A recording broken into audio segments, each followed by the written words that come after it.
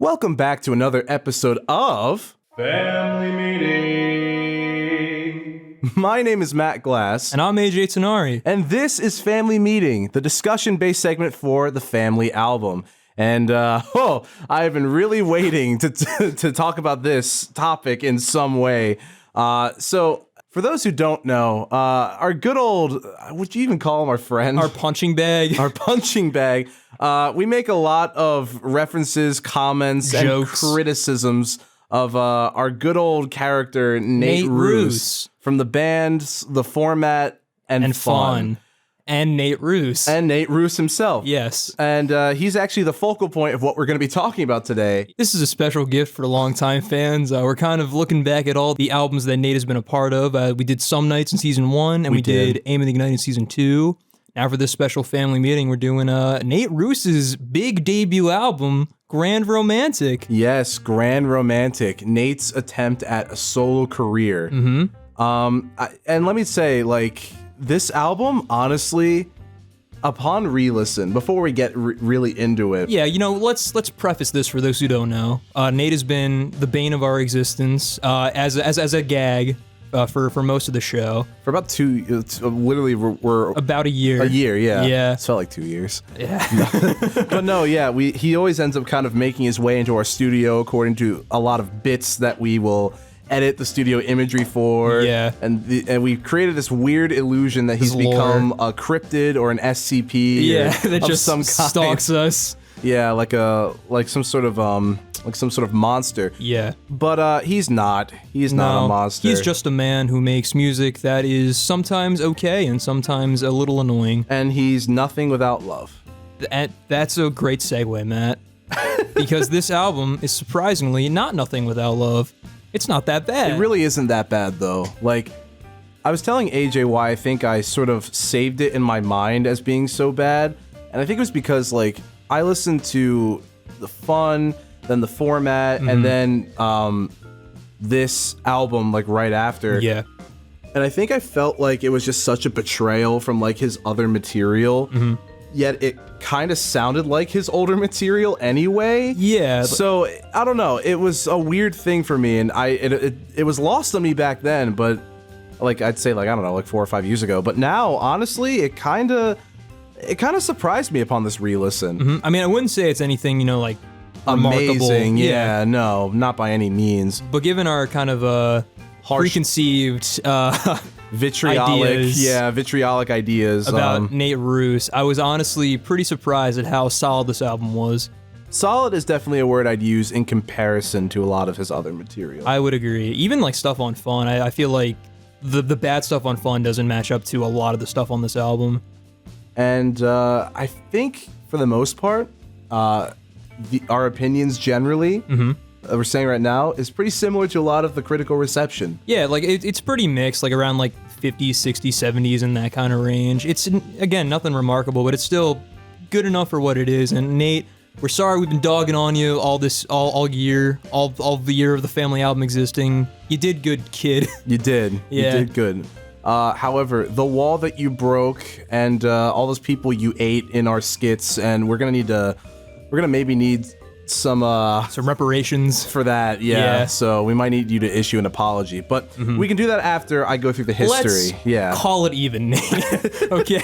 Let's do a little bit of history. Yes. So Grand Romantic by Nate Ruess was released on June 16th, 2015, and it is his debut album through the very titular record producing company Fueled by Ramen. Hooray! That produced Some Nights, Death of a Bachelor, as well as other Panic at the Disco songs and albums. That whole crowd. Yeah, another huge one, Fall Out Boy. That's another huge one. It's produced by Jeff Basker, who also did Fun, right? Yeah, also did Some Nights. And not only that, AJ, I don't know if you know this, but there's another creative director on this album, and it's by the name of Sam Means. Sam Means, who is that? Wait, is this the guy that got screwed over? Yeah! He's back, baby! maybe. Did he get credit this time? As artistic director. Okay, that's something. So that is something. Also, fun fact about Sam Means. You know how I said that he didn't get any credit for Aim and Ignite? Yeah. Yeah, well, I literally, he posted on Instagram like not too long ago at time of recording, and he was like, He listened to our episode. Yeah, no. He literally was like, he goes, make sure you get these new freshly printed copies of Aim and Ignite. And it's like, so he did have, like, yay! It's not speculated. He did have influence. Hooray! The Phantom Fourth Fun member. Exactly. But anyway. Glad he got his due on this album. That's true. Me too.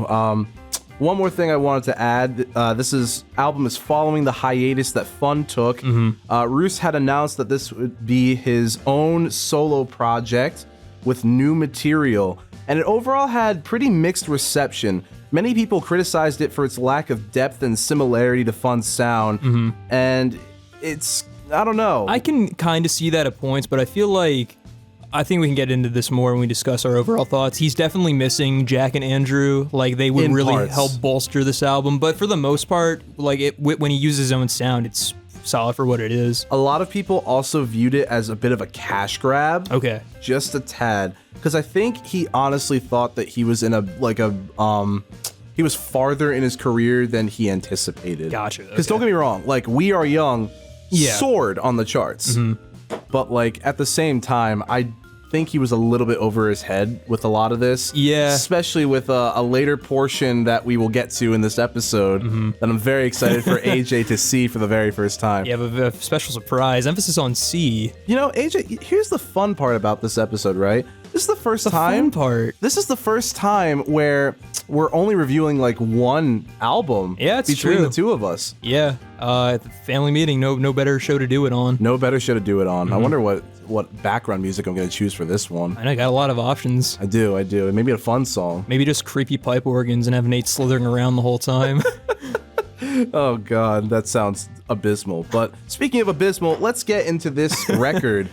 I will say this album leaves a pretty bad first impression with not the first track, but the true opener, Aha. This is like the worst track on the album. On the album, yeah. Especially as an opener. It really falls into the obnoxious, flamboyant theater kid Ruessisms. Yeah. I would honestly even say like the kind of fueled by ramen kind of mentality. I don't know how fair that is because we listened to 2 albums by them on the show, but like going off of Death of Bachelor and Some Nights, it feels like it fits that kind of that vibe.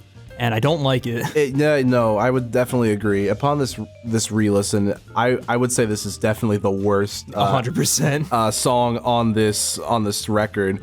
I really am just wondering, like, how in the fuck did he look at this song and go, yeah, this is what I want representing my career. Yeah, exactly. Yeah, this is the first impression I want to leave.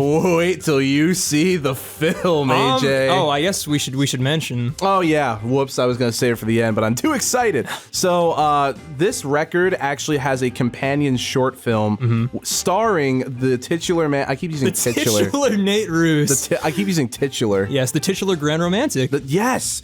So step right up. Tessa Thompson's in it. That's also true. It's a fascinating film. I'm excited to see. Don't really know what to expect. It's interesting. I did actually rewatch it like I think a month or 2 ago, and I was like, yeah, this is still pretty okay. Like not great. Just like the album.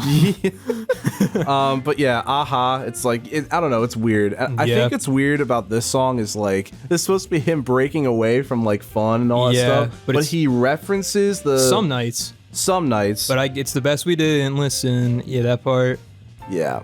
And it's like, well, you want to get away from. I guess like he was trying to capture that audience, so he was trying to give them something that they're familiar with. And that's why I view this as kind of a cash grab. Yeah, definitely on this track. Plus, I don't know. On a later track is just a scrapped fun song that he recycled to use for himself. I was gonna mention that too later on, yeah. But we don't have to go too in depth with this. We can just keep on flying through. Yeah, I think like literally after this track, it gets pretty good. Yeah, there's a decent run on here. Nothing Without Love. I gotta be honest with you. This is, I think, because Aha was the second single. Yeah. Nothing Without Love is the first single. It was released February 23rd. Aha was released April 26th, but we don't really give a shit about that. No. No. I gotta be honest with you. This is probably one of two songs that I genuinely really, really enjoyed. Okay. Before I took this re-listen. Gotcha. It was this song, and then I think, let me see, track number 5 or 6. But anyway, yeah, no, I actually kind of like this one. The only thing is, it sounds like fun. Yeah.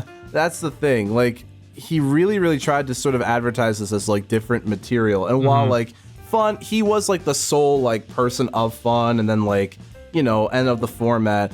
I think at some point it's like, why don't you just say it's a format album? Yeah, that's you know? that's a good point. Like, that's one of my biggest criticisms of this record as a whole. Yeah, he doesn't step into his own style. Yeah, and I feel like just maybe if you just, I don't know, tried to go back to the other, I don't know. Like step outside of your comfort zone a little more. I don't know.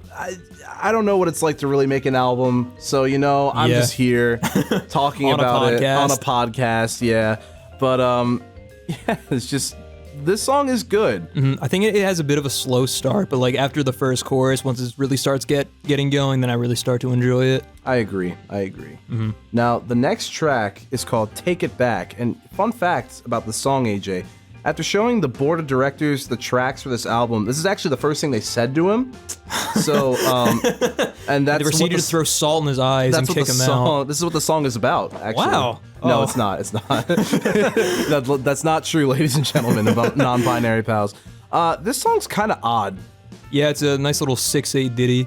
And I do like it for, again, like, I would say the production on this album is pretty decent. Yeah, it's solid. It's decent. I'd say, like, Jeff Basker definitely did a better job on this than Some Nights. Oh, 100% agree. Imagine if, like, 1 Foot got, like, a rehash. Oh, no. I'm glad he stuck to a consistent sound, just, like, kind of straight pop rock, then going for these weird genre bends with unnecessary kind of additions.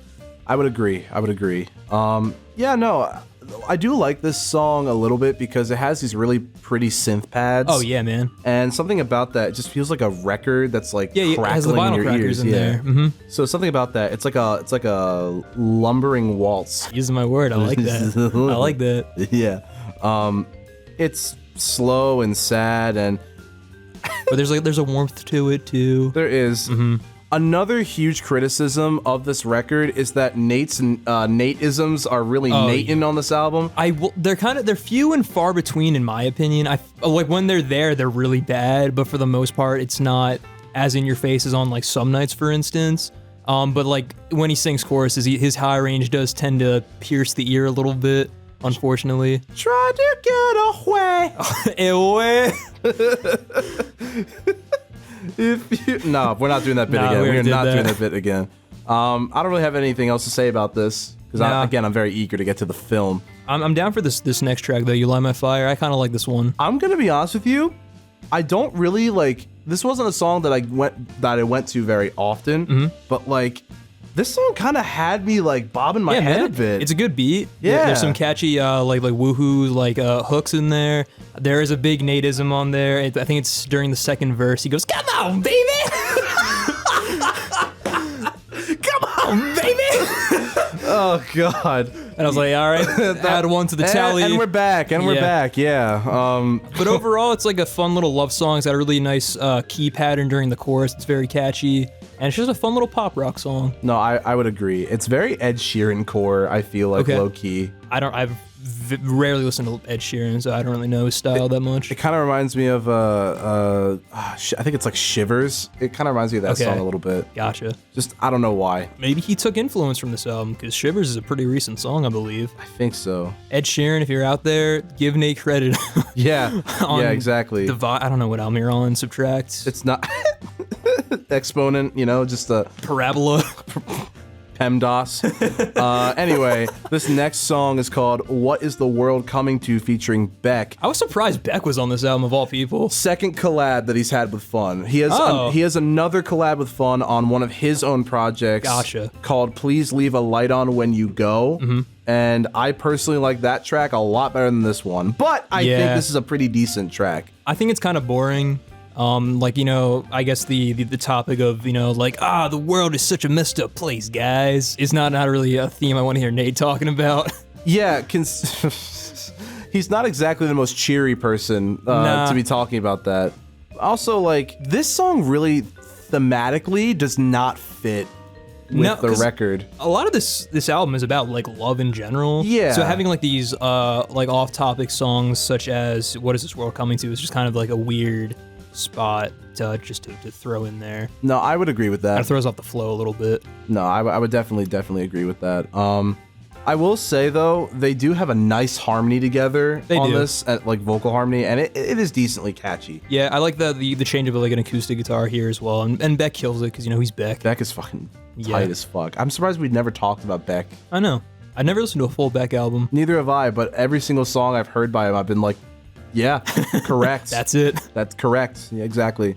Now, this next track, Great Big Storm. This track is so stupid. I used to love this track. I mean, I can see why. Like, it's a very kind of uplifting, hopeful song, but the chorus is so dumb. Oh, you're gonna love the short film. I can't. Is he on a boat in like a little sailor outfit? No.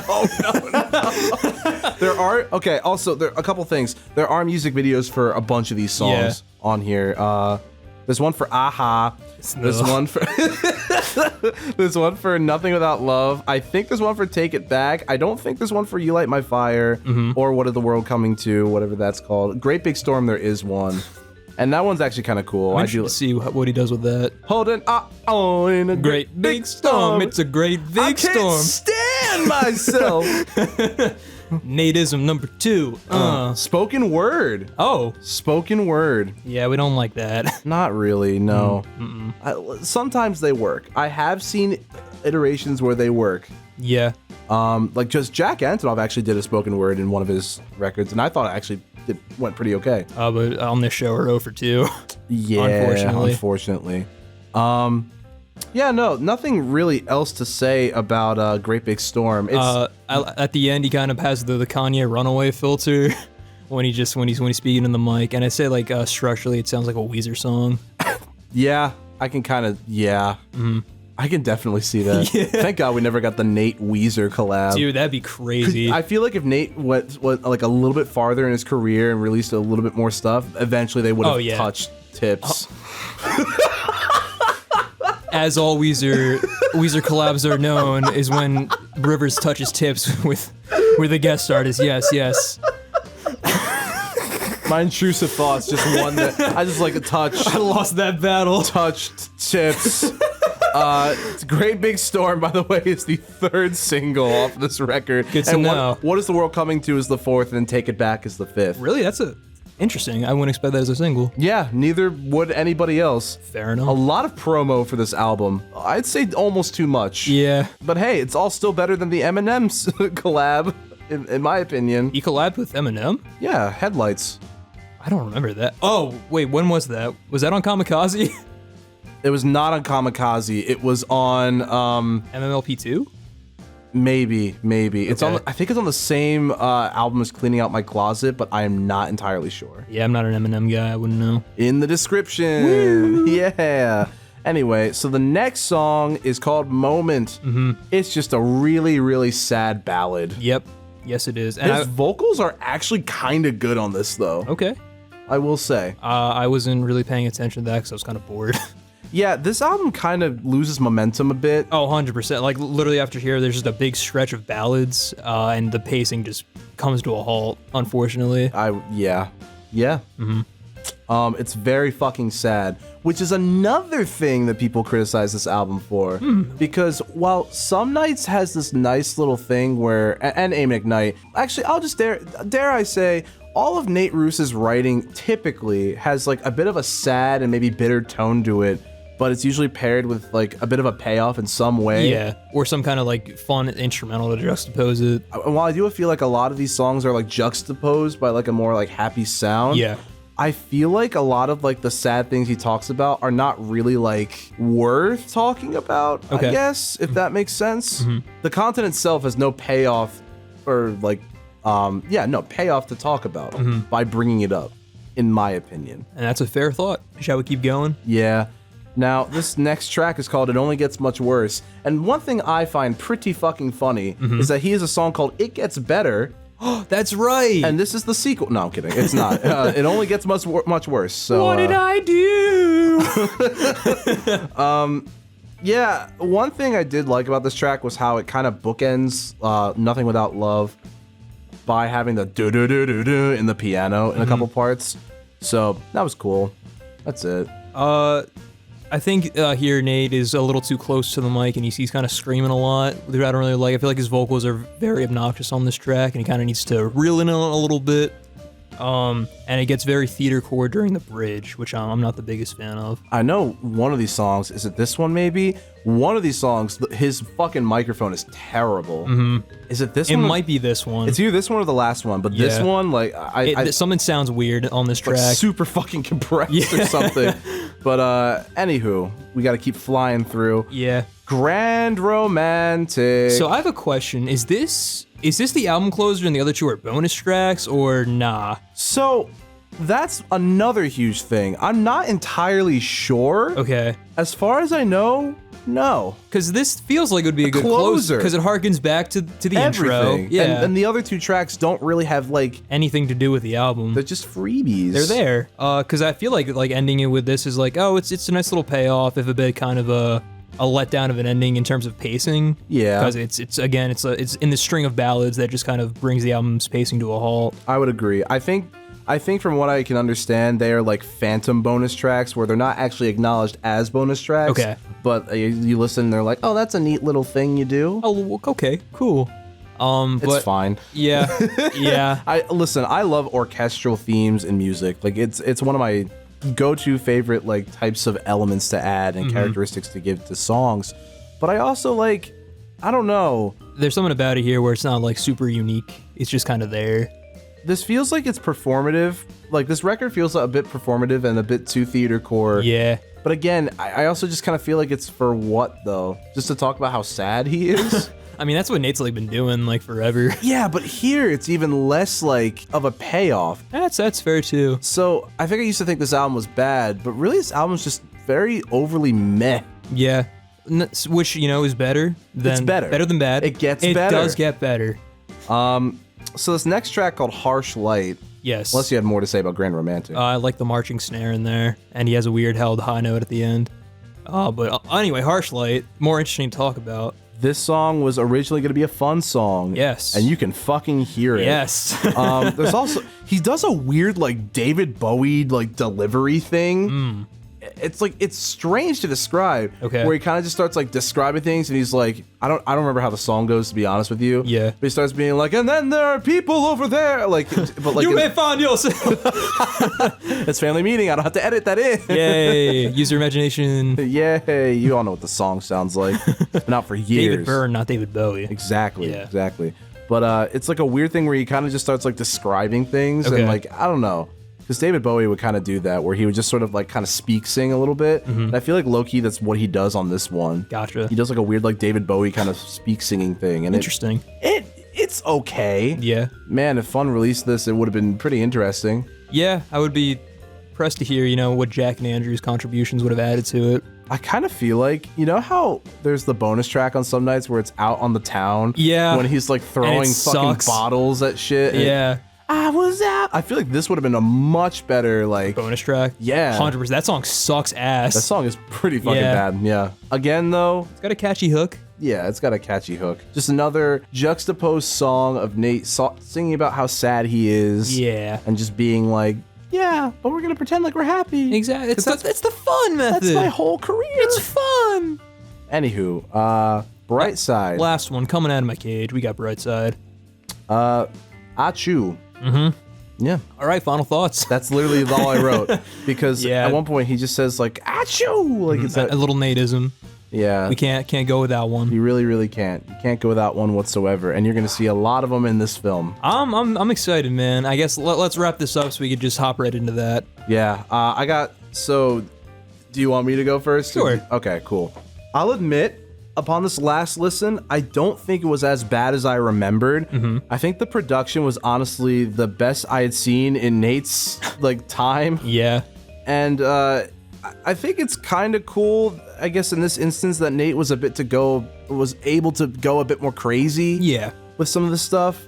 Like, maybe I just didn't really like it because it was like a timing thing, Like I had such an animosity toward it because I was like, oh, it's not quite the format, it's not quite fun. What is this? as someone who was a huge fan of Fun, I thought this was kind of a betrayal of Nate's writing style too. Because all of these themes that he kind of was like singing about seemed a bit more on the nose than like other previous tracks that he had with those other projects. I don't know. Like in a way that wasn't as engaging either. Yeah, because there was at least like some engaging factor, I feel like, with the old way he would write. However, I think Nate really wanted to break away from the whole We Are Young fame, and that's like the whole point.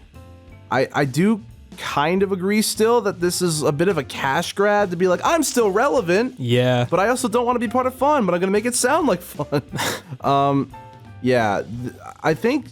I think honestly, part of the reason why this album is seemingly controversial, because it is a bit controversial. In the Fun fandom. In the fundom. It might be solely on the audience this time around, possibly, just because, like, I don't know, while we were expecting, like, something, new, some new contribution Nate was going to do, as much as we, as the consumers, are like, yeah, we want it. We want it to be good. We want Nate. Yeah, we want him now. I don't know. And I think as a consumer, everybody's entitled to that. But I also feel like nobody's really understood the fact that Nate did not want to be famous. He just kind of wanted to like write songs and do his own thing. And he was kind of pushed into it. And part of the reason why that like he's kind of such an asshole like in interviews and all this shit was because he just genuinely didn't really want to be in front of the camera or shit like that. Like there's this one video where he and Jack Antonoff get like a little political, and it's like you could just tell they really don't fucking want to be there. Gotcha. Or next to each other for that matter. But I don't know. I don't think that this work is perfect by any means. It has a lot of material that's sad, but without a really big payoff. And in terms of artistic integrity, I'm usually willing to play devil's advocate. I think the content of each song is just kind of whatever. Yeah, I would agree there. I have an issue with the fact that he was basically like, this is going to be different than Fun and the format, but he not only directly referenced the material on some nights. Yeah, frame one. But also, like, the other strands of material sound like alternate versions of both bands' like, sounds. It's like you wrote the lyrics and Sam Mean contributed again in some way. It's just a fucking format and Jeff album. Basker was also there. Yeah, like you might as well just say like it's fun kind of. And in what way can you say that this is like a change? Like I don't know. I think that's kind of where my anger was because I was like, I can't define this, but maybe that's the point. But now that you've grown and matured, yeah, it just feels weird background wise. But the other criticism I was gonna say, it's 2 songs too long. Yeah, I would agree there. Like the song, it's not even the fact that it's long. It's just more like just pacing wise, it feels like a slog by the end. It really, really does. And like the 2 songs are bonus tracks, but he doesn't want to consider them as bonus tracks. Yeah. But yeah, it's not that short. But Grand Romantic really could have been the final one. I would agree there. So I'll give this like a C+. And like a 6.9 out of 10. Aw. Because classic. I would pretty much agree with everything there. In a way, this album is kind of like a catch-22, where like it really wants to get away from Fun and be its own thing, but at the same time really leans into that angle to kind of rope in the Fun fans. But at the same time, again, it's also missing Jack and Andrew's contributions. So it really has like an identity crisis, and it can't really craft its own identity. Just based purely off of what Nate wants, unfortunately. But at the same time, this album is not as bad as I would expected. He knows when to reel it in on the Nateisms. I would agree the lyrical content is pretty weak. Pretty much just generic things about love and sadness with some weird side topics thrown in there that just don't really fit on the album very well. Pacing-wise, it's a bit awkward. There's a big string of back-to-back ballads that really slows this album down. But instrumentally, it's also pretty solid. I especially like when they throw in stuff to do with keys and guitar. That really kind of bolsters the momentum and keeps things going. This was definitely not as bad as I expected it to be, just given off my preconceived notions of Nate Ruess. So I was pleasantly surprised. Was it anything great? No, but it could have been worse. So I would agree. I think a C. I'm gonna give it a high C. I put it above Some Nights, but under Aim and Ignite. Yeah. That's accurate. That's very accurate. Well, this is not the end of this episode. I promised AJ we would watch the Grand Romantic film because he's been asking for it for so long. Literally, ever since Matt told me about it, I would never stop hopping up and down whenever fun was mentioned and begging him to play it. Actually, ever since AJ met me. That's true. I didn't even know what the film was until... I looked right into his eyes and I said, one day we're going to watch the Some Nights movie together. That's not what it's called. The Grand Romantic Movie together. And it's so funny. The Grand Romantic film I've never seen in my entire life. Exactly. We're going to watch it. No, we're going to have a little bit of a reaction to this film. So you're going to get our live reactions. We're going to take a little break. It's 28 minutes. It's 28 minutes. Well, we'll be right back. And we're back. Yeah, well, Matt, I think the real Grand Romantic was the friend we made along the way. And what a friend that we made in our good friend Nate. Yes, this was bizarre. Yeah, so I forget who, Sloan something. That was the name of the... Sloan Wilson. Sloan Wilson. It was Sloan something. Let me just say, maybe consider a new line of work. Or try something different. Low key. Yeah. I feel like this movie thinks it knows what subtext is, but then just kind of delivers that really bad. Yeah, so the entire crux of this short film is that Nate is having trouble reaching the right pitch for a great big storm. Yeah. And that is because of his love life being not ideal. So he hooks up with Tessa Thompson, who's the secretary at his record label. And then she dumps him and tells him straight up what it really is to be in a relationship and to be true to yourself. And then he's able to get his groove back and he sings Nothing Without Love at the very end. Oh, and this is also with a bunch of really interesting takes on the Aha song injected in the middle of like really critical moments. Yeah, it happens in like Nate Ruess's like Mindscape where he's like performing as like a Moulin Rouge clown with a bunch of backup dancers. Like the first real shot of the movie is just Aha, and I burst out laughing. Yeah, AJ died. I cracked immediately. There's also this really fun vocal training bit that I was not expecting. And it was great because the first vocal trainer started doing these weird sort of vocal stylings, and then it cut right to an ad. Yeah. And then it was just the weirdest. So Jeff Basker, who's in this movie, he hires vocal coaches to help Nate get his groove back. And the first one is this old lady, and her first introduction is she pops in frame and goes... But like with way more breath too, so it's like... like she really gets into it. I'll give credit that they had fun making this, and I'm glad they did. But this was kind of silly. Little bit, and very overexposed also. Yeah, oh my goodness, yeah. It was very much edited like a student film. Definitely, 100%. I feel like this, like low-key, the interns like at Fueled by Ramen probably just made this. Like Nate was in the studio, he was like, hey, you want to make this for your album? And he was like, ah! And he said, put me in the booth. Because like that actually wasn't scripted, that actually happened. They caught that on camera. The whole Nothing Without Love scene. Actually, fun fact, none of the scenes in this movie were scripted. It's actually just how Nate is and written. This was just Jeff Basker wearing a pair of glasses cameras, walking backwards, filming the entire time. I think at this point in Nate's career, he also wanted to try and like subvert the audience's expectations of like what they might think of him. Because one of the other things in this movie is like, oh wait, yeah, you haven't released anything in like so long. Maybe you're just a stuck-up rock star, put a label on you and stuff like that. But it's also just kind of like, no offense, you released a really popular song. Yeah. Your voice is unique. He mentions that he won 2 Grammys in this film. Listen, man, like, he's kind of just a one-hit wonder, you know what I mean? Yeah, in a sense. In a sense. Like, this movie is kind of him trying to prove himself as better than what he's known for. And also, I guess, trying to come to terms with how he is as an artist and like how he writes music. Yeah. But he doesn't quite achieve that because he doesn't, like, I guess kind of like Will Wood, he doesn't really know how to articulate that very well. No, it's not really articulated whatsoever. No. I would say efficiently. And interspliced with all like the goofy stuff. Like, it's funny, but like I feel like it detracts from the tone. It's not supposed to be sometimes. Yeah. I think they're trying to be like artsy and like cool, but in reality it's just kind of like, it's goofy. It's goofy as fuck. I did like the line where it's like, dude, Craig would eat a kid. That was funny. I thought it was a kitten. Oh, a kitten. Maybe it was a kid. Both are funny. I don't know. In context. I also love the one part when he was just singing and all of a sudden you just hear him go like, what the fuck? Yeah. Like, because honestly, good. Same. Yeah. That's kind of how I felt with... The average reaction to Nate Ruess music. That's how I felt with One Foot, actually. Yeah.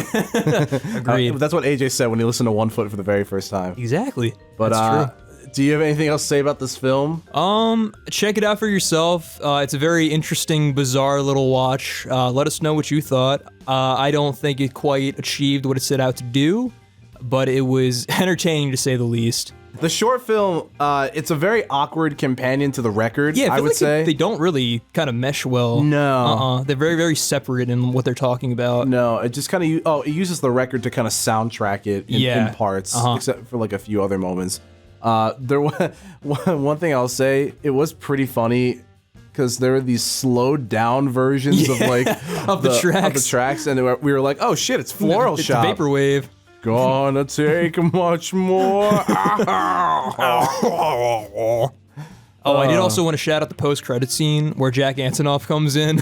Yeah, and quits the band. Yeah. It's great. Best part of the short film. Best part of the short film. He's on to greater things. Also, second to that is when Tessa Thompson looks right at Nate during the big fight scene and says, "Nate, you think you're some kind of grand romantic." And then it cuts to black. It's great. I love that part. It was fantastic. Well, AJ, I think this is a perfect place to end the episode. I agree. It was a fun little exploration of Nate Ruess's career. It sure was. Solo career, yeah. I'm glad we kind of got around to this in a less facetious way. You know, we still had fun because it's Nate Ruess. Of course. But in a more respectful kind of manner. I thought that was a nice change of pace. Yeah.